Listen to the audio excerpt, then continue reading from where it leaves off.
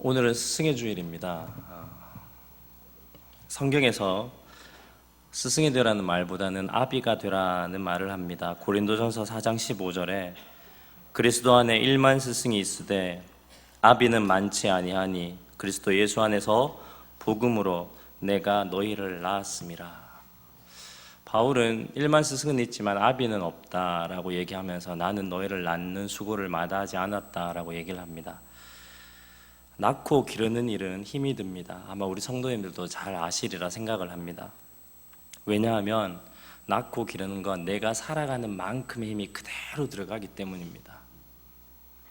그런데 내 삶에는 내가 그렇게 열심히 살면 무언가로도 얻어지지만 낳고 기르는 일에 내 삶에 들어간 힘이 그대로 들어갔지만 나에게 돌아오는 것이 없기 때문에 누군가의 아비가 되고 어떤 이의 어미가 된다는 건 쉽지 않은 일입니다. 그래서 성경에는 스승은 많지만 아비는 없다라고 바울 사도가 얘기하는 겁니다. 내가 어떤 한 사람을 자식처럼 키운다, 낳고 키운다라고 했을 때 자식을 키우면서 그런 일들이 있지 않습니까? 명절에 자식이 내려왔는데 아무것도 안 주고 올라갑니다. 그런데 남아있는 반찬까지 다 긁어서 바리바리 싸서 다 올라갑니다. 그러면 어떤 마음이 드시겠습니까? 좀 괘씸하기도 하죠.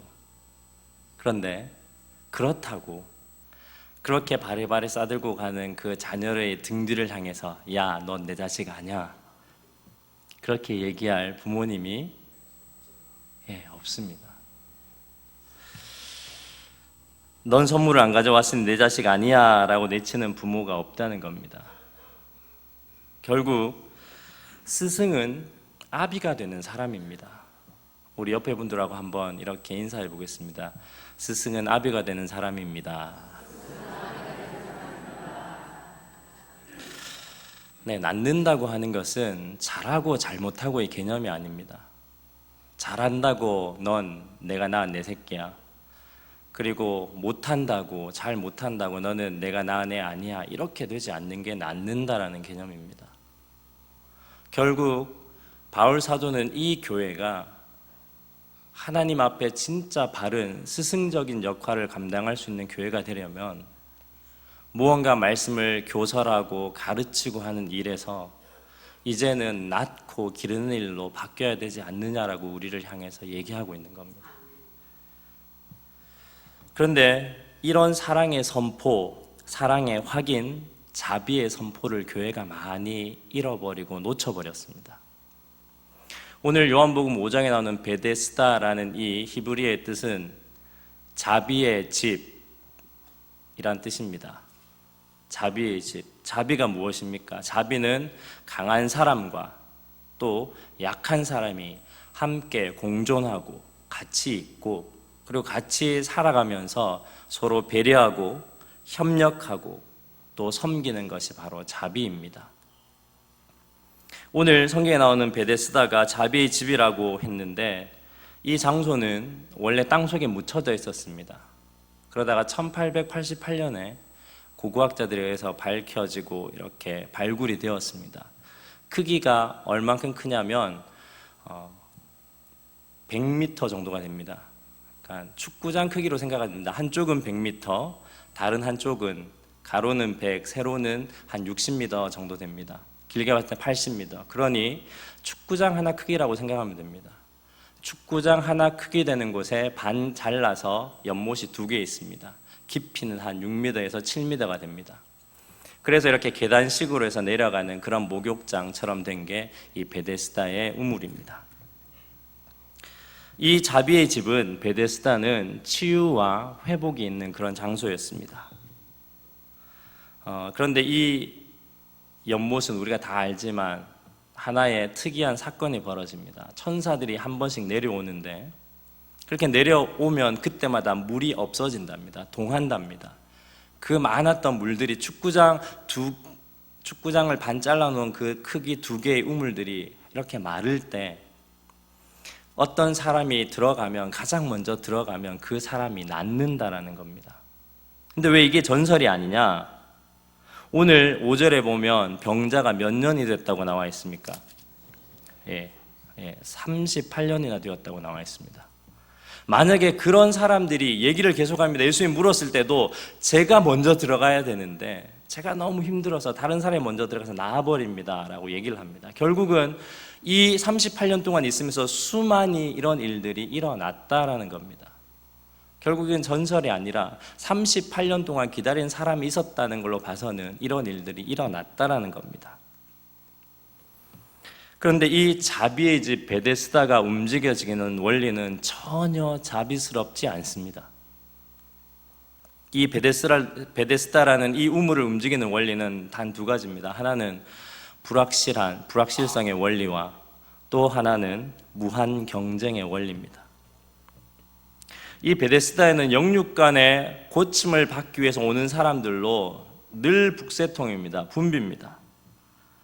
그런데 결정적인 순간 오늘 이 38년 된 병자가 7절에 이렇게 얘기합니다. 병자가 대답하되 주여 물이 움직일 때에 나를 못에 넣어주는 사람이 없어 내가 가는 동안에 다른 사람이 먼저 내려가니이다. 제가 봤을 때는 이 38년 된 병자는 남이 도와주지 않으면 내려갈 수 없는 진짜 중한 환자입니다. 근데 그는 이 치유에서 베데스다의 회복과 치유에서 늘 소외되었습니다. 그래서 그의 마음속에는 늘 인정 없는 사람들에 대해서 원망하고 섭섭하고 불평하고 나아가서 소외감과 좌절감으로 뒤범벅되어 있는 것이 바로 이 38년 된 병자의 마음입니다. 결국 배려와 협력과 보살핌이라는 이 자비의 원리가 하나도 안 지켜지는 풍족한 은혜, 영육 간의 치유가 단 한 사람에게 독점되는 그런 집중되게 된 일들이 일어납니다. 그럼 좀 이렇게 쉽게 한번 풀어보겠습니다. 만약에 물이 동했다면, 이 베데스다의 이 연못에 물이 동했다면 누가 나을 것 같습니까? 어떤 사람이 나을 것 같습니까? 진짜 자비의 집이 되려면 가장 아프고 가장 오래 기다렸고 힘든 사람이 나아야 되지 않겠습니까? 그런데 누가 낫고 있습니까? 가장 빨리 내려갈 수 있는 사람이 낫는다는 겁니다. 아이러니하게 가장 건강하고 가장 덜 아프고 아니면 좀 많이 아프더라도 부와 권력이 있어서 돈으로 사람을 사서 가장 건장한 사람을 사서 내려갈 수 있는 이런 사람들, 그냥 그 크게 뭉쳐서 가장 건강하고 가장 덜 아픈 사람이 늘 1등으로 달려 들어가게 되는 겁니다. 이런 일이 왜 벌어집니까? 언제 물이 동할지는 아무도 모릅니다. 여기에 이 베데스다는 최소한의 예의나 최소한의 질서도 없습니다. 38년 동안 기다렸다면 이 사람보다 더 오래 기다린 사람 아마 없을 것 같습니다. 그러면 누가 한 사람이라도 자, 어제 온 사람은 뒤에 서세요, 그렇게 얘기해야 되지 않겠습니까? 여기는 언제 일어날지 모르는 불확정성의 원리와 그리고 그렇게 일어나면 무한 경쟁으로 가장 덜 아프고 가장 건강한 사람이 빨리 내려가서 낫는 곳이 바로 이 베데스다 자비의 집입니다. 그래서 이런 불확실성은 이 베데스다 연못에 어떤 원리를 가져오게 됐냐? 업적지상주의. 나만 나으면 된다. 뭐로 가도 서울만 가면 된다. 꽝 잡는 게 매다. 남의 밭을 어떻게 하든 내 매만 잘 키워서 꽝을 잡으면 된다. 남들에게 어떤 피해가 되든 나만 잘 크면 된다. 자신이 나으려면 어떤 수단과 목적을 가리지 않더라도 내가 경쟁해서 이기면 된다. 이게 자비의 집을 움직이는 원리였습니다. 영국 캠브리지 대학교 경제학 교수인 장하준 박사님이 사다리 걷어차기라는 책을 지었습니다. 이분은 경제학자인데 이렇게 적었습니다. 이 세대는 자신만 나으면 되는 세대이다. 자신이 나으면 그 길에 다른 이들이 올라오지 못하게 하여 독점적인 힘을 누리는 세대가 되었다. 그래서 사다리로 지붕 위에 올라가고 나면 사다리를 걷어차 버리는 세대가 되었다. 자신의 건강함과 가침을 나누지 못하는 세대가 되었다. 이것이 무한 경쟁 사회의 비극적 현실이다. 경제학자가 사다리 걷어차기라는 책을 통해서 이 세대가 자신의 건강함과 가짐과 나음들을 나누지 못하는 무한 경쟁 사회가 되었다고 이 세대의 비극을 얘기하고 있습니다. 경쟁하면 떠오르는 사람이 있지 않습니까? 성경에 누굽니까? 누구보다도 경쟁하고 최소로 투자해서 최대 효과를 얻은 사람, 야곱입니다. 네, 야곱이라고 하셨네요. 누가. 팥죽 한 그릇에 장자권을 사지 않습니까? 물론 에서가 소홀히 여긴 면도 있지만 이렇게까지 자기 것으로 그것을 만들어야 되나, 그런 고민이 저에게는 들기도 합니다. 무언가를 결과를 얻으면 되는 업적주의적 사고방식에 고스란히 자신을 노출하게 되는 것이 야곱의 인생이었습니다. 그래서 나중에 라반의 집에서 여러 가지 사건이 일어나는데 그런 경쟁적인 모습들이 많이 일어납니다. 그 중에 대표적인 걸 하나를 들면 자기가 가장 사랑하는 아내가 라헬이었습니다. 근데 라헬이 아이를 못 가졌습니다. 근데 그 탓을 어떻게 하냐면, 당신이 내가 아이를 낳지 못해서가 아니라 당신이 사랑 못 받았다, 내가 당신에게 사랑을 못 받았다, 그래서 내가 이렇게 되어 있다라고 그 라헬이 투덜댑니다. 이 일은 어떻게 생기냐면, 레아가 네 아들을 낳습니다. 르우벤, 시몬, 레위, 그리고 유다까지 4명의 아들을 낳습니다. 그렇게 4명의 아들을 낳자 이 라헬이 마음이 상합니다. 마음이 상해서 어떻게 하냐면, 자기가 태가 열리지 않으니 자기 여종 빌하를 이렇게 그 야곱에게 들여보냅니다. 그렇게 해서 동침을 해서 낳은 아들이 단과 납달리입니다. 근데 이 단과 납달리의 이름이 뭐냐면, 풀이하면 그 단은 억울함을 푸심, 이런 뜻입니다.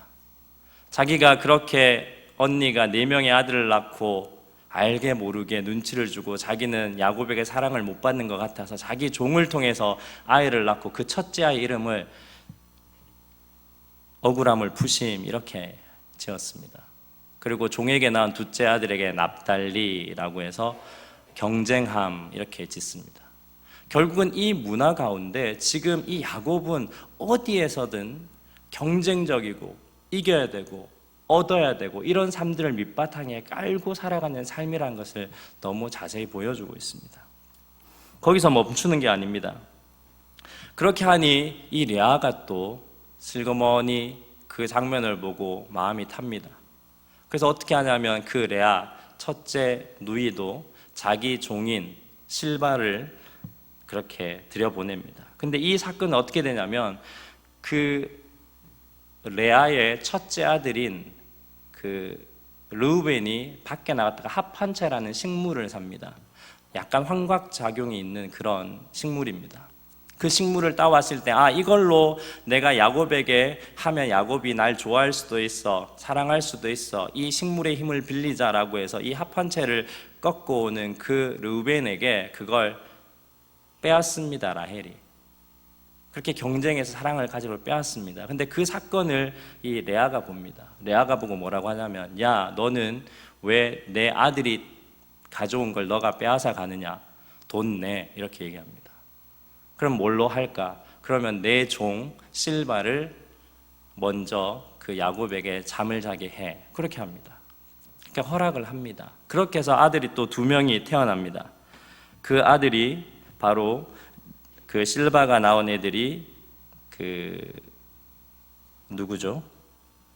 예, 제가 이름이 기억 안 납니다. 설교 원고에 안 적어놨네요. 2명을 낳습니다. 그 이후에 이런 값을 다 치르고 난 다음에 라헬이 결국은 이 그 야곱과 동침을 하게 되고 요셉이 태어나게 됩니다. 이제 좀 기억이 난 것 같습니다. 이사갈과 스불론입니다. 이사갈과 스불론이 그 레아의 여종 실바를 통해서 태어난 두 사람인데, 이름 뜻이 뭐냐면, 이사갈은 값을 치루었다라는 뜻이고, 스불론은 거기 있다, 내 사랑이 거기 있다, 그런 뜻입니다. 결국은 이 야곱의 생을 파헤쳐 보면 그 삼촌과 거래하고 10번이나 그 품삯을 속이고 경쟁하고 한 이런 삶들, 또 아내들조차도 사랑으로 맺는 게 아니라 내가 더 사랑하니 아예 한 명 더 낳아야 돼, 이런 경쟁주의적인 이런 모습들이 야곱의 삶에서 떠나지 않고 계속해서 있습니다. 또 이런 야곱의 삶의 또 하나 대표되는 삶이 뭐냐면 물질 만능주의입니다. 나중에 창세기 32장에 보면 이제 형하고 만나야 됩니다. 라반에게서 더 이상 있으면 자기가 너무 부려먹게 되고 자기 것을 못 취할 것 같아서 떠납니다. 떠나서 고향으로 돌아가려고 하니까 형이 마음에 걸립니다. 그래서 이 32장의 성경을 보면 어떤 내용이 나오냐면 이 야곱이 돌려보내는데 정탐꾼을 보냅니다. 어떻게 보내냐면 자기의 양과 소떼 가장 실한 것들을 두 떼로 나누어서 자기 종들에게 보냅니다. 그리고 종들이 죽어도 된다고 생각을 하고 형이 화가 나서 이 재물을 취하고 이 종들을 죽여도 된다고 생각 두 떼나 보냅니다. 그러고 그 종들에게 이렇게 얘기를 시킵니다. 이거 누가 줬냐? 그러면 동생 아우 야곱이 주었다고 그렇게 얘기하라, 그렇게 합니다. 근데 하루 지나서 이 갔던 종들이 그 두 종들이 돌아옵니다. 돌아와서 뭐라고 얘기하냐면 에서 형님이 400명의 군사를 데리고 옵니다, 그렇게 얘기합니다.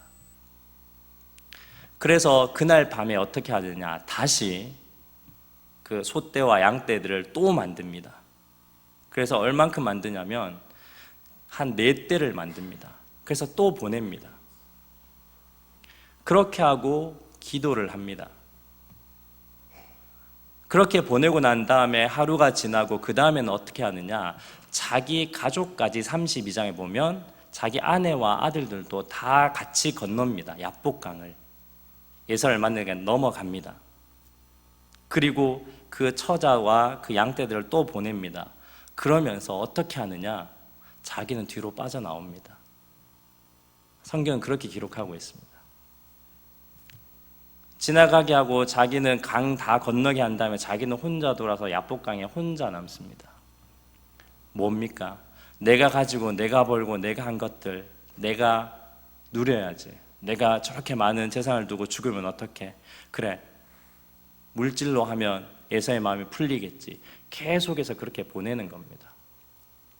그가 자라온 생각들은 경쟁과 물질 만능주의 생각에서 벗어나지 못하고 있습니다. 그래서 그런 가운데 이제 하나님 앞에 기도합니다. 그런데 32장에 보면 하나님께서 특별하게 기도한 내용이 적혀져 있지 않습니다. 하나 딱 나옵니다. 하나님, 제가 축복 안 하면 안 놓겠습니다. 이 말 외에는 무슨 내용의 기도를 한지 성경에 나와 있지 않습니다. 그런데 33장 3절에 보면 놀라운 변화가 있습니다. 33장 제가 읽어드리겠습니다. 야곱이 눈을 들어 보니 에서가 400명의 장정을 거느리고 오고 있는지라 그의 자식들을 나누어 레아와 라헬과 두 여종에게 맡기고 여종들과 그들의 자식들을 앞에 두고 레아와 그들 자식은 다음에 두고 라헬과 요셉은 뒤에 두고 쫙 세웠습니다. 그 전날하고 똑같이 했습니다. 그런데 3절에 변화가 일어납니다. 자기는 그들 앞에서 나아가되 몸을 7번 땅에 굽히며 그의 형 에서에게 가까이 가니, 이번에는 자기가 맨 먼저 나아갑니다. 사실 쉽지 않은 일입니다.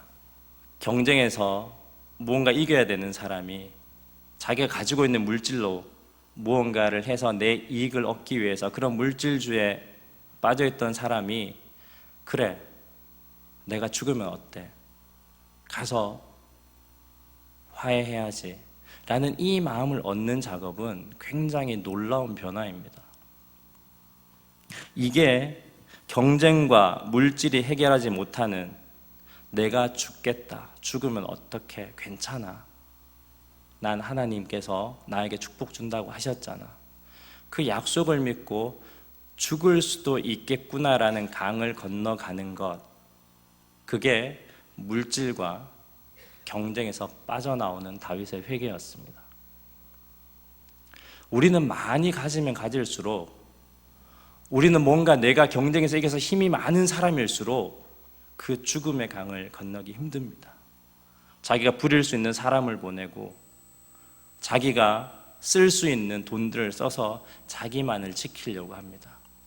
근데 그런 원리로는 물질로 경쟁으로 이기고 하는 세상은 결국은 자비의 집 베데스다가 될 수 없다는 것을 하나님께서 깨닫게 해주셨습니다. 그래서 가장 앞에 서서 형 앞에 엎드립니다. 잘못했습니다. 그때 하나님께서 에서에게 은혜를 줍니다. 어금 맞추고 안고 그러지 마라, 그렇게 얘기합니다. 오늘 본문의 6절부터 9절까지 보면 예수님께서 그 누운 것을 보시고 벌써 병에 오랜 줄을 아십니다. 오늘 야곱이 그런 경쟁과 물질 만능주의에서 내가 죽겠습니다라는 이 마음을 기도한 가운데 깨닫고 넘어섰을 때 이 가족 안에 공존과 공생과 협력과 화해의 길이 열리듯이 불확실성과 무한 경쟁만 살아있는 이 베데스다 연못에서 어떻게 해야지 자비가 회복될 것 같습니까? 자비는 언제 회복됩니까? 오늘 예수님의 말씀은 큰 말씀을 하지 않으십니다. 병자가 대답하되 주여 물이 움직일 때 나를 못에 넣어주는 사람이 없어 내가 가는 동안 다른 사람이 먼저 내려갑니다. 예수께서 이르시되 내 자리를 들고 걸어가라. 내 자리를 들고 걸어가라. 야곱은 상황이 변한 게 아닙니다. 야곱은 상황이 변하고 형이 안 주기로 온 게 아니라 그 상황이 변한 게 아니라 그가 변했습니다. 죽기 싫어하고 남을 이용하고 돈을 이용해서 자기 걸 취하려고 했던 그 경쟁적이고 물질 만능주의던 야곱이 혼자 누리고 싶어서 가족까지 앞으로 2대, 3대 보내던 그 야곱이 자신의 죽음을 가지고 왔을 때 그 가정 안에 자비가 회복되듯이 오늘 우리에게 교회가 자비의 집 베데스다가 되려면 어떻게 해야 되는지를 예수님께서 정확하게 얘기합니다. 일어나 걸어서 가라.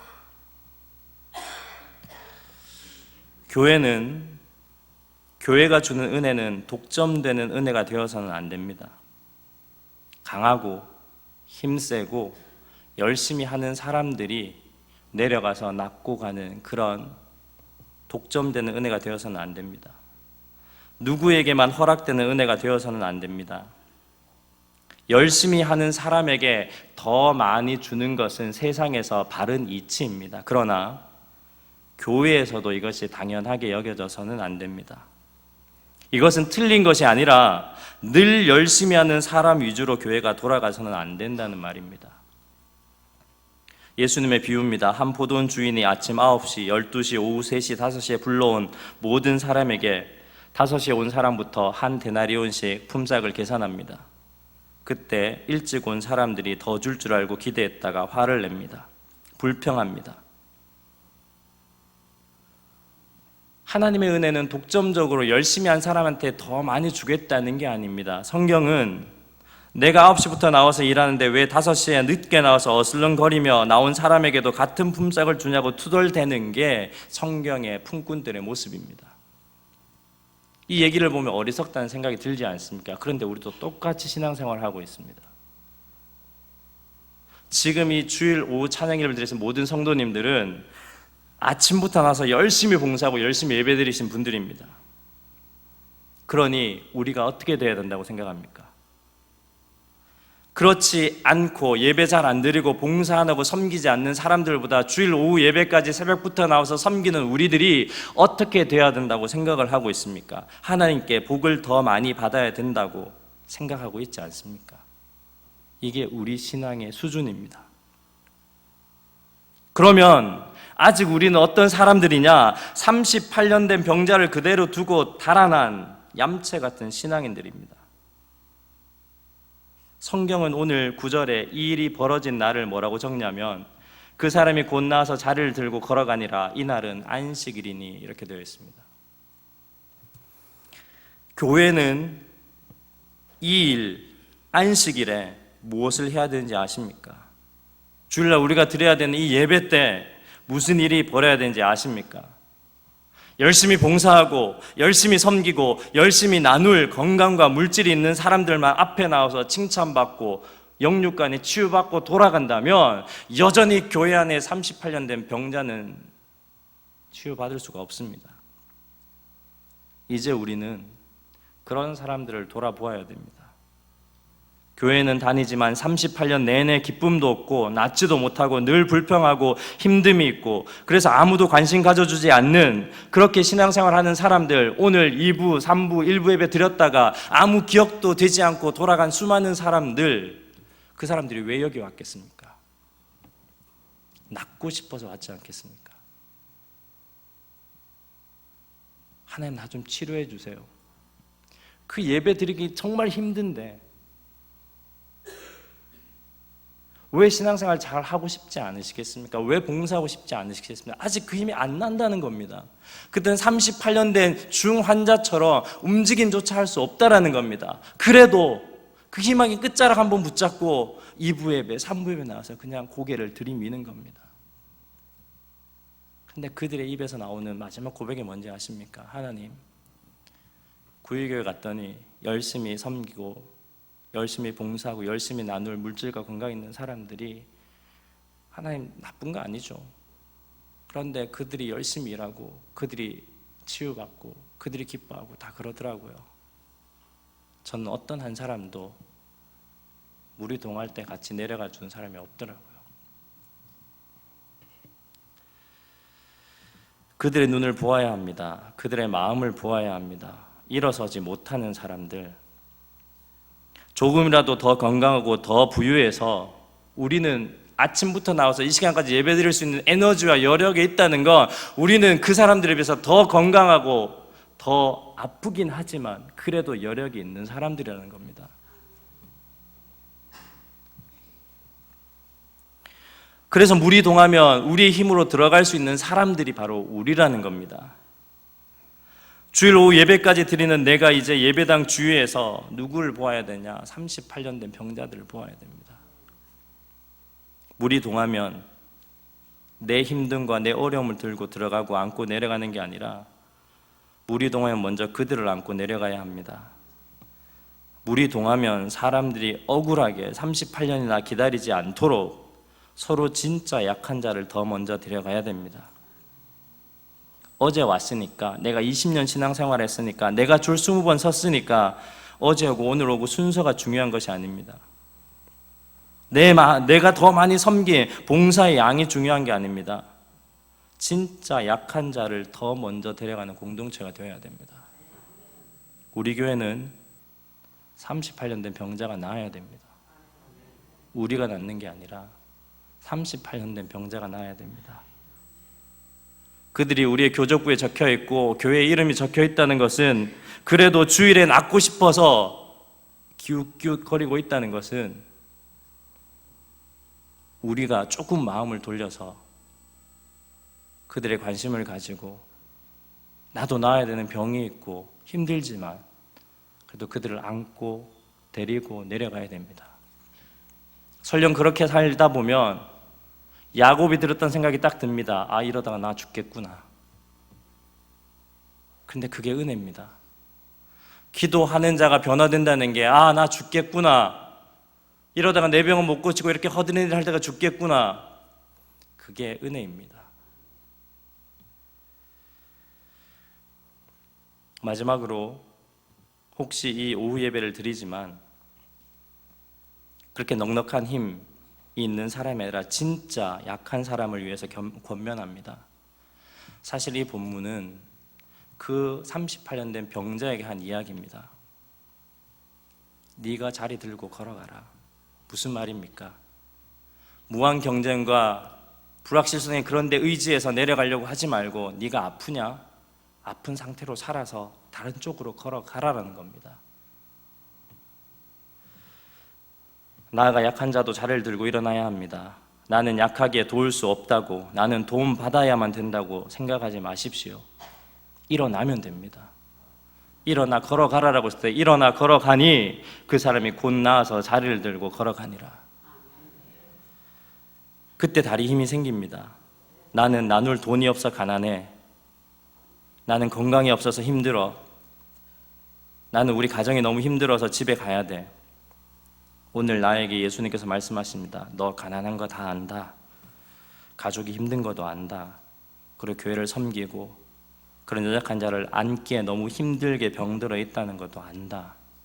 그러니 일어나서 걸어가라. 여기서 도움받음이 아니라 너의 그 작은 가운데서도 도울 수 있을 거니 다친 상태면 다친 상태로 도와라. 없으면 없는 것이라도 도와라. 힘내라. 주님의 격려입니다. 구의교회가 진짜 베데스다 자비의 집이 되길 원합니다. 기도하겠습니다.